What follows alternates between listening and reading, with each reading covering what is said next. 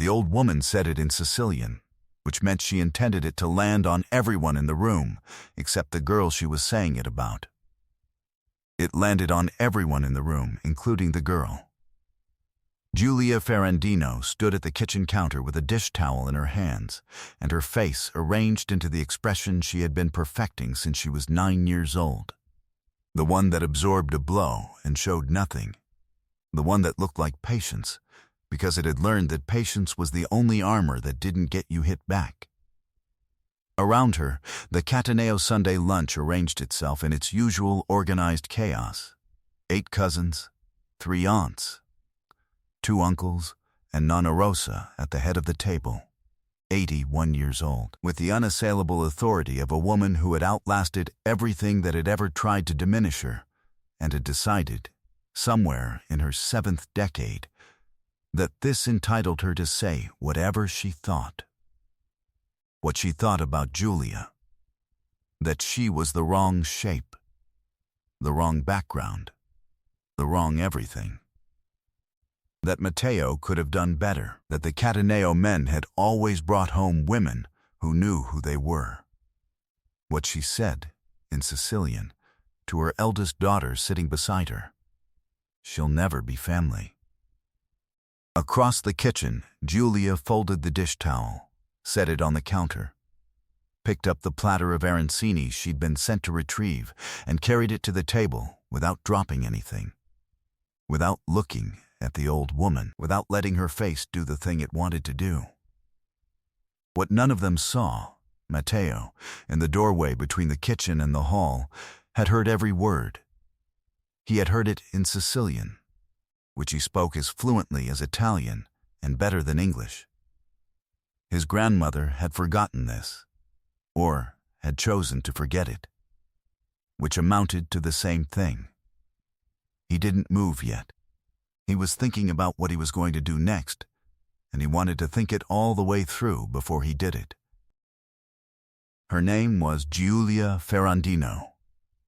She was 31 years old, from Catania originally, which meant she spoke Sicilian too, had grown up with it, understood every register and shade of its particular cruelty and its particular warmth. This was information she had chosen not to share with the Cataneo family.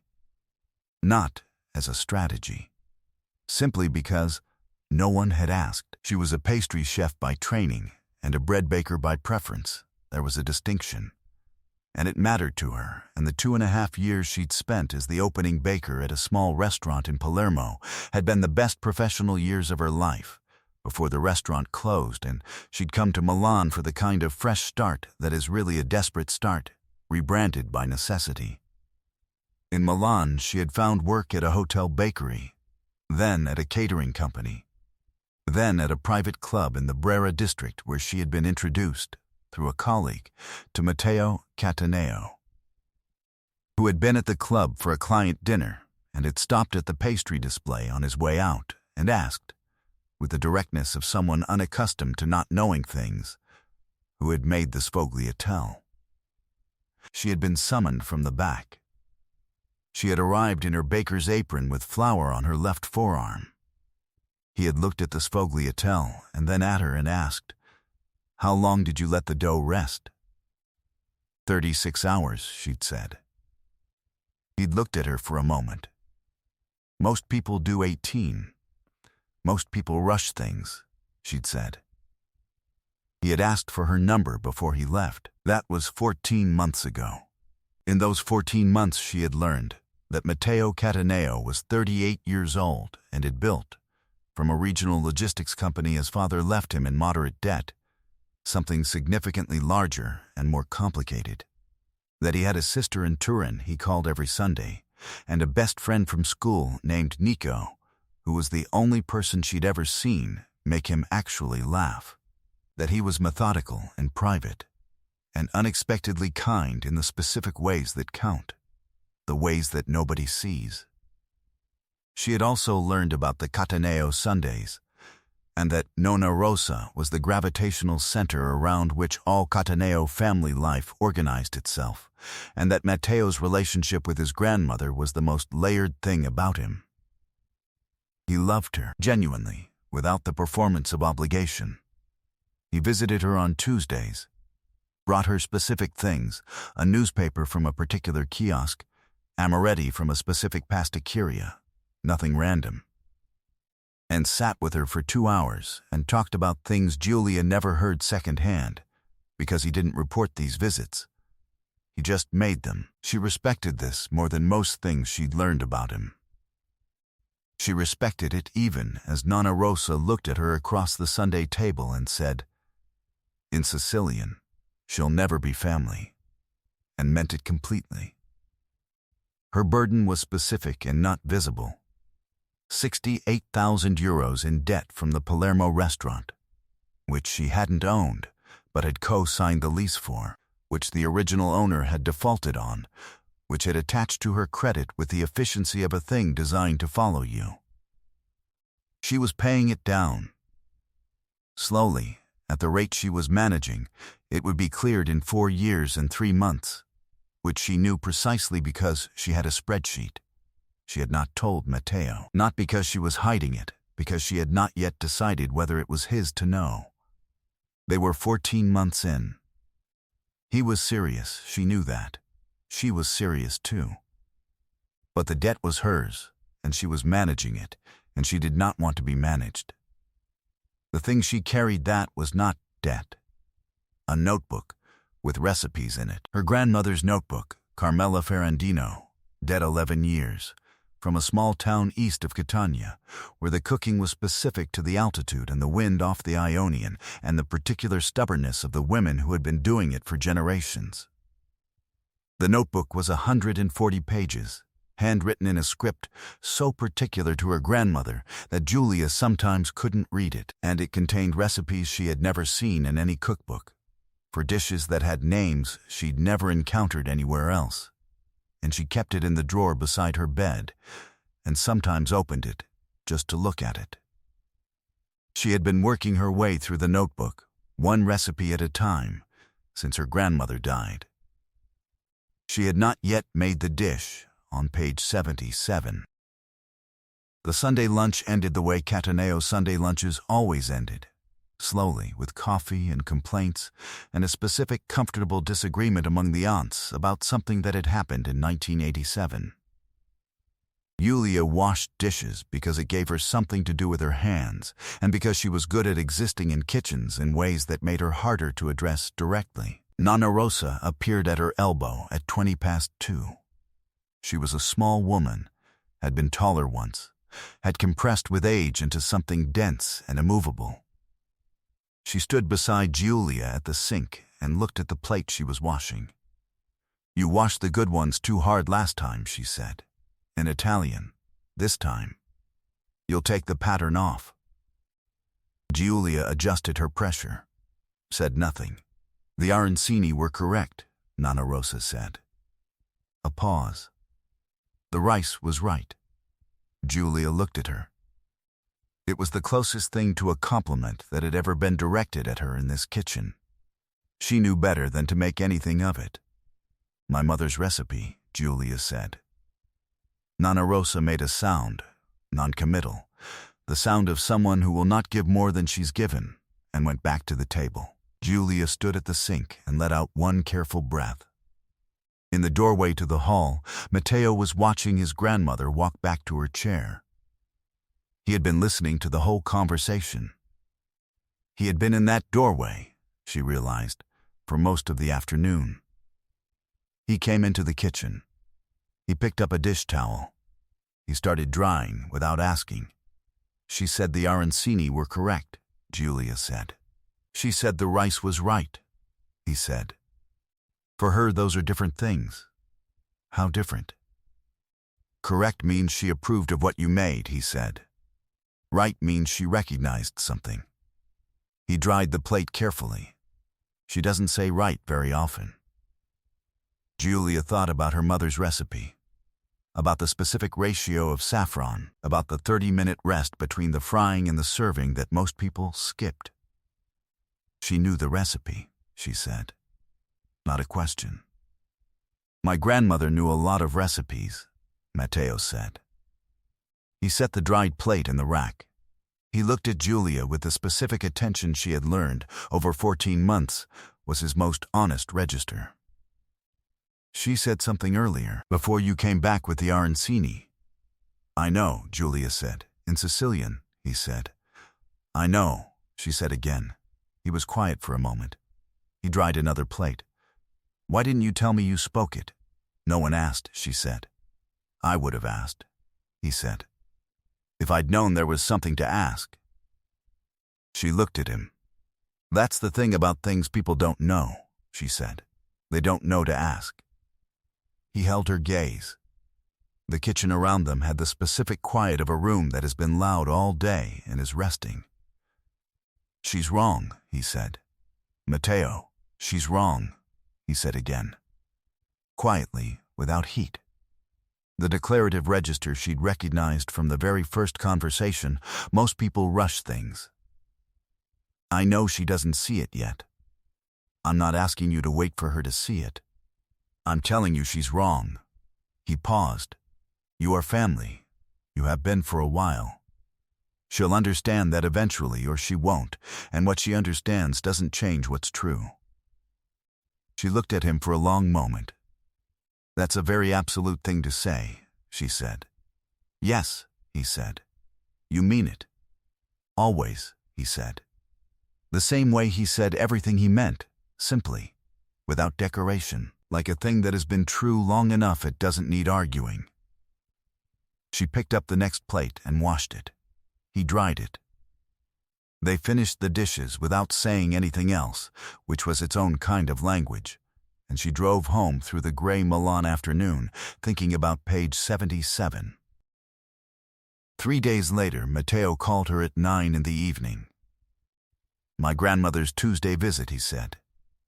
She asked about you. Julia, who had been reading in bed with her grandmother's notebook on the nightstand, said, What did she ask? Where you were from in Sicily, he said. I told her Catania. She asked which part. What did you say? I said I didn't know, he said, and she heard the slight edge in it, the specific tone of a man who does not enjoy not knowing things about people he cares about. She said the arancini tasted like the ones from a specific town east of Catania. She said she hadn't had arancini like that in 50 years. Julia went still. East of Catania. The small town. The altitude. The Ionian wind. Matteo, she said. She said she grew up near there, he said, before the family moved north. She said there was a woman there who made arancini the specific way, the saffron, the rest after frying, and she'd never found anyone who knew it. Julia sat up in bed. She looked at the notebook on her nightstand. The woman's name, she said. Did she say? She said she was a baker, he said. She couldn't remember the name. Something Ferrandino, she thought. Julia held the phone for a moment without speaking. Julia, he said. I need to tell you something, she said. She told him about the notebook. She told him about Carmela Ferrandino, her grandmother, dead 11 years, from a small town east of Catania, where the cooking was specific to the altitude and the wind. She told him about the 140 pages, the handwriting so specific she sometimes couldn't read it, the recipes with names she'd never found anywhere else. She did not tell him about page 77 yet. She was saving that. He was quiet for a long moment after she finished. Your grandmother and mine were from the same town, he said. Or close enough, she said. And the arancini, where her recipe, Julia said. My grandmother's, page 42 in the notebook. A pause. The saffron ratio is unusual. So is the rest time. I didn't change anything. He was quiet again. Longer this time. You didn't know, he said. When you made them. No, she said. I brought them because they're the ones I make for people I want to feed well. She paused. I didn't know your grandmother would recognize them. She didn't know what she was recognizing, he said. She said the rice was right and didn't understand why she meant it the way she meant it. Julia closed her eyes for a moment. She thought about Nonna Rosa saying right in her kitchen, about the specific sound of someone encountering a thing they thought was lost. "There's something else," she said. "Page 77, he said. He'd been listening carefully enough to know there was something she'd held back. "Yes," she said. "What is it?" She picked up the notebook from the nightstand, turned to page 77, looked at her grandmother's handwriting, cramped and specific, a recipe she had been saving for a reason she hadn't named to herself until now. "It's a pasta," she said. "Handmade. A shape I've never seen anywhere else, something she invented or adapted. I don't know. The sauce is from a specific combination of things that grows in that altitude, that season." She wrote next to it, "Only make this for someone who deserves to eat it." Julia paused. "I've been working through the notebook for 11 years. I've made everything except this one." "Why not this one?" he said. "Because I was waiting," she said. "I didn't know for what. I think I know now." He was quiet. "I think your grandmother might recognize this one too," she said. Another pause, long enough that she checked the phone to make sure the call was still connected. "Next Sunday," he said. "Yes," she said. "I'll tell her you're coming to cook," he said. "Don't tell her that," Julia said. "Tell her you're coming for lunch and you're bringing someone. Let her find out when she finds out." "Why?" "Because," Julia said, "I want her to taste it before she decides what she thinks about it." What Julia did not know until the following Wednesday was that something had shifted in the shape of the week she was moving through. She found out because she went to the bakery supply warehouse on the Via Messinate for a specific type of flour, a heritage grain she'd been sourcing for 3 months, available only through a single importer who was unpredictable with his stock. And the warehouse manager, a man named Urkel who had sold to her on and off for 2 years, told her that the regular order had been set up. "What regular order?" she said. "The standing monthly order," Urkel said. He looked slightly confused, as though she should know this. "Been set up since Tuesday. 25 kilos per month, same grain, priority hold. Under your name, paid through a business account." He looked at his records. Cataneo Logistics. She stood at the warehouse counter with her shopping list in her hand. "I didn't arrange that," she said. "No," Urkel said. "Someone called on your behalf." She thanked him. She bought the flour. The warehouse had it in stock, unsurprisingly, since it had just been put on priority hold. She drove back to her apartment. She sat in the car for a moment outside her building. She called Matteo. "The flour," she said when he answered. A pause. "Yes," he said. "I didn't ask you to do that." "I know," he said. "I mentioned it once," she said. 3 weeks ago. That I had trouble sourcing it consistently." "Yes," he said. "And you set up a standing order." "Yes." She looked at her steering wheel. "Matteo, you need consistent access to it," he said. "You don't have the account volume to get priority hold. I do." It took one call. A pause. "I was going to tell you." "When?" "When it became relevant," he said.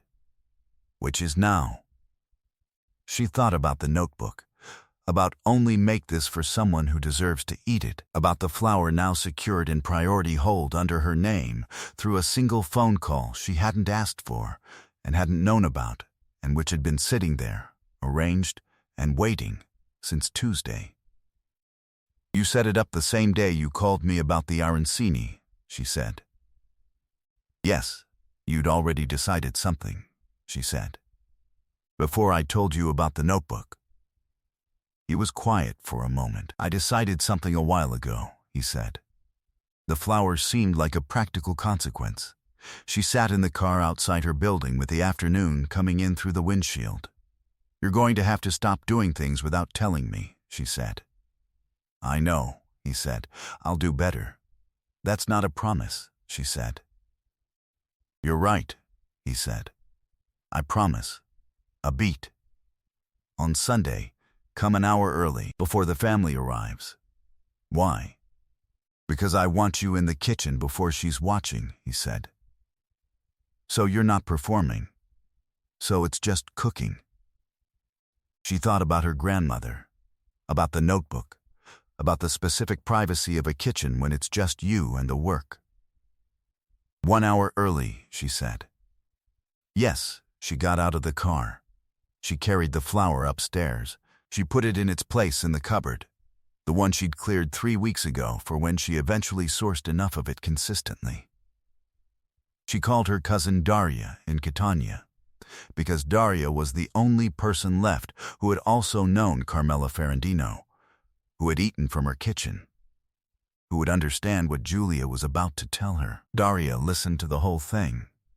The arancini, Nonna Rosa's reaction, the town east of Catania, page 77, and when Giulia finished, Daria was quiet for a moment. Page 77, Daria said. You're sure? Yes, Giulia said. Nonna always said that one was only for someone who, I know what she said, Giulia said. Daria made a sound, the specific sound of someone trying not to say I told you about something she had never technically predicted. And the grandmother recognized the arancini. The rice was right, Giulia said. That was the word she used. Dio mio, Daria said softly. And then, make the pasta, Giulia. Make it right. She arrived at the Cataneo house on Sunday at 11 a.m., 1 hour before the family. Matteo let her in. He looked at the bag she was carrying, the notebook on top, then the flowers, then the specific things she'd sourced through the week, and he looked at her face. Good? He said. Good, she said. He took the bag. He led her to the kitchen. He left her there, which was the right thing to do, and she was glad he knew it. She worked. The pasta for page 77 was handmade. Of course it was. Everything in the notebook was handmade, with a shape her grandmother had described in text rather than illustration. A small curved thing like a cupped hand, and it had taken Giulia 4 attempts in her apartment during the week to get the fold right. She knew it now. Her hands knew it. She made it in the Cataneo kitchen with a specific concentration of someone doing something that matters, not performing the concentration, but living inside it. The sauce was built in stages. The base was a soffritto she'd started at home and transported, because the timing for the full recipe ran 4 hours, and she'd given herself what she could. The finishing elements, the wild fennel she'd found at a specialty market in the Isola district, the specific salt from a producer in Trapani whose name appeared in her grandmother's handwriting in the margin of page 77, were added here, in this kitchen, in this order. She was plating the first portion when Nonna Rosa walked in. The old woman stopped in the doorway. She looked at the kitchen, at the flour dusted on the counter, at the pot, at the pasta cooling on the board, at Giulia, who had not looked up. She walked to the counter and stood beside it and looked at the pasta. What shape is that? She said, in Sicilian. Giulia looked up, met her eyes. I don't know if it has a name, Giulia said in Sicilian. My grandmother called it copitetti, little cups. Nonna Rosa went very still. Where did you learn it? She said. From her notebook, Giulia said. She left me her recipes when she died. Who was she? Carmela Ferrandino, Giulia said, from the town east of Catania. The kitchen was entirely quiet. Nonna Rosa reached out and picked up one of the pasta shapes from the board. She held it in her palm, small and curved, like a cupped hand. She looked at it for a long moment. Carmela Ferrandino, she said softly. You knew her, Giulia said. Not a question. I was 12, Nonna Rosa said. She was 40, maybe. She taught a cooking class in the summer. All the girls went. My mother sent me. She turned the pasta shape in her fingers. She taught us this. She set it down carefully. I haven't thought about her in 50 years. And then last week the arancini, page 42, Giulia said. The old woman looked at her. The notebook, Giulia said. Her arancini are page 42. The capitelli are page 77. She paused.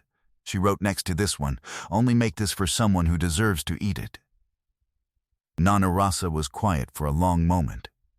She looked at the pasta on the board, at the sauce on the stove, at the flour on the counter, and the Trapanese salt, and the Catanian fennel, and the notebook lying open beside the stovetop, the handwriting cramped and specific, and belonging to a woman who had been dead for 11 years, and had somehow walked back into this kitchen through the hands of the woman standing in it. You can cook, Nonna Rosa said. In Italian now, the register of acknowledgement, not intimacy, not yet, but something approaching it. My grandmother taught me, Giulia said. Not directly. Through the notebook. You learned to cook from a dead woman's handwriting. I learned to cook from paying attention, Giulia said. The notebook helped. Something moved across the old woman's face, something Giulia recognized, because she'd felt it herself. The specific disorientation of finding something you thought was gone. The family began arriving at noon. The kitchen filled with the Cataneo Sunday chaos, the cousins, the aunts, the uncles, the comfortable disagreements. Giulia finished the capitelli in the kitchen with Nonna Rosa sitting at the small table near the window, not helping, not leaving, occupying the room in a different way than she had before. When the pasta went to the table, Nonna Rosa sat down in her chair at the head and waited. She tasted it. The table was loud. No one was paying attention to the old woman's face except Giulia, standing near the door to the kitchen, and Matteo sitting 2 seats to his grandmother's left. Nonna Rosa set down her fork. She looked at the plate. She looked at it the way you look at something that has come from very far away to find you. Then she looked up at Giulia. Sit down, she said, in Sicilian. Giulia sat. Nonna Rosa looked at her for a long moment.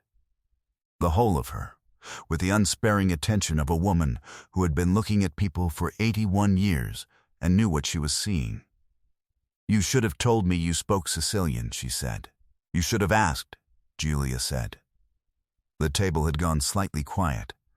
The cousins attuned to the frequency of something significant happening. Nonna Rosa looked at Giulia for another moment. Then, without ceremony, she picked up her fork and continued eating. She said nothing else. She didn't need to. Under the table, Matteo's hand found Giulia's. She did not pull away. After lunch, after the coffee and the complaints and the 1987 disagreement, Giulia found herself alone in the kitchen with Nonna Rosa for the second time that day. The old woman was wrapping a portion of the capitelli in wax paper with the careful economy of someone who has always been careful with good things. For tomorrow, she said, without looking up. Of course, Giulia said. Nonna Rosa smoothed the wax paper. She didn't speak for a moment. The debt, she said. Giulia went still. What debt? Matteo told me, the old woman said. He said you had a difficulty from the Palermo restaurant, and you were managing it alone. She looked up. He didn't tell me the amount. He said it wasn't his to tell. Giulia looked at Matteo's grandmother across a kitchen that had, in the span of 4 hours, become a different kind of room than it had ever been before. He shouldn't have told you, she said. He told me, Nonna Rosa said, because I said you would never be family. And he told me because he is a Cataneo man. which means when he is wrong, he does something about it. She paused. He said, Nonna, she is managing something alone that she should not have to manage alone. If you knew what it was, you would not say what you said. Another pause. He was correct. Julia said nothing. You didn't ask him for help, Nonna Rosa said. No, you didn't tell him. Not yet. The old woman looked at her for a long moment. My husband, she said, when I met him, had nothing. Less than nothing. I came from a family with a little more than nothing. We built everything together. She picked up the wrapped packet.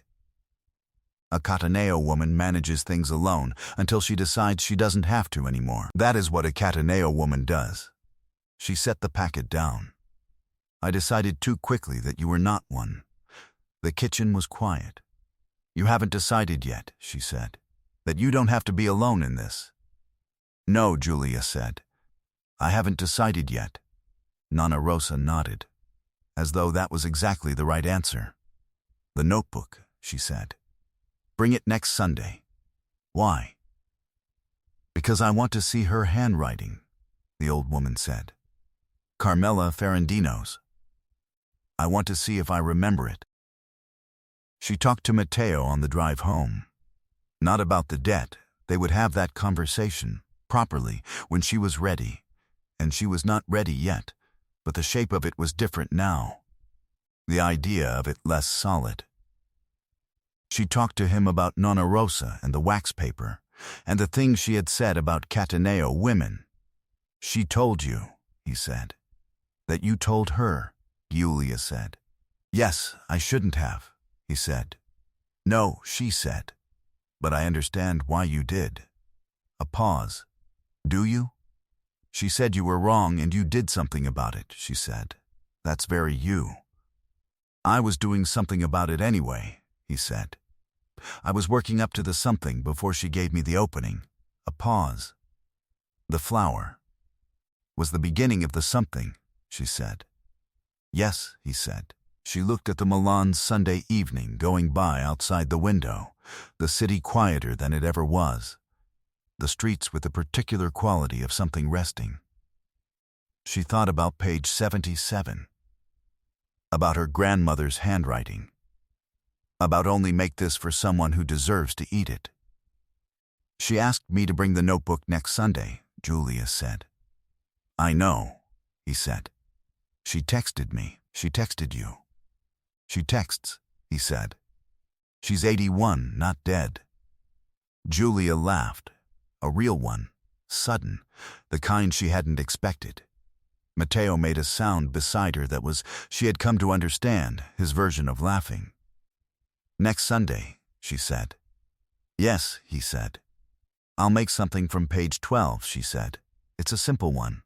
A good one for a regular Sunday. What is it? You'll see when you eat it, she said. He glanced at her. The specific look.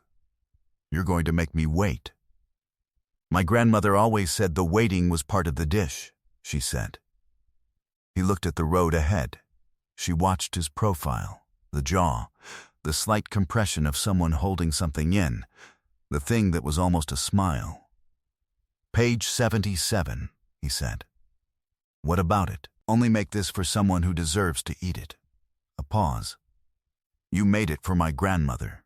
She deserved to remember something she thought was lost, Julia said.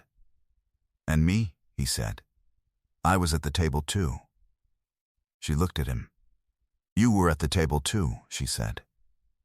Yes, the evening came in through the windows. The city moved around them in its Sunday way, unhurried, already thinking about Monday. Already becoming next week. Somewhere behind them the Cataneo house was closing up for the night. Nonna Rosa wrapping herself in her Sunday routine, a packet of cupatetti and wax paper on her kitchen counter for tomorrow. 140-page notebook she had not yet held in her hands, but was already waiting for. Julia leaned her head back against the headrest. The debt, she said. I'll tell you this week. All of it. He didn't say finally or good or anything that would have required her to manage his relief. He said, "When you're ready." "I just said this week," she said. "Whenever in the week you're ready," he said. "There's no rush."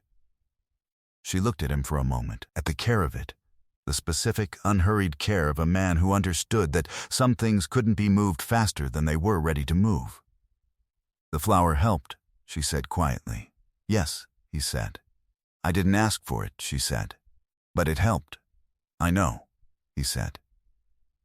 "I'll keep doing things like that," he said, "with better warning." "With warning," she said. "That's all I need." With warning, he agreed. She turned back to the window. Outside, Milan was doing what Milan did on Sundays, resting, but only a little, already gathering itself for the week ahead. The light was going. The city was becoming its nighttime version. She thought about the notebook, about the 140 pages, the ones she'd cooked and the ones she hadn't, and the ones still ahead of her. She thought about page 77, already made, already eaten, already sitting in wax paper on an old woman's counter in a house that had said she'll never be family, and then, over the course of a single Sunday, changed its mind. She thought about the shape of the pasta, the small curved thing, like a cupped hand, like something designed to hold something. Only make this for someone who deserves to eat it. She had made it for the right person. She had always known she would know when the time came. The time had come. Tell me in the comments, was it the flower? Or was it the line Nonna Rosa used, "A Cataneo woman manages alone until she decides she doesn't have to"? Because I keep writing these, and people land in different places, and I genuinely want to know where this one got you. Drop it below. If this is the kind of story you're here for, where what someone cooks tells you more about who they are than anything they say, follow along. New story every day. One last thing. The notebook has 140 pages. Julia has made everything except 3 of them. One of them is for a day she hasn't reached yet. One of them she doesn't know if she'll ever make. The last one she already knows is for a night that hasn't happened yet, but is coming. Let me know in the comments if you want to know what's on those pages, because I already know, and I'm deciding whether to write it.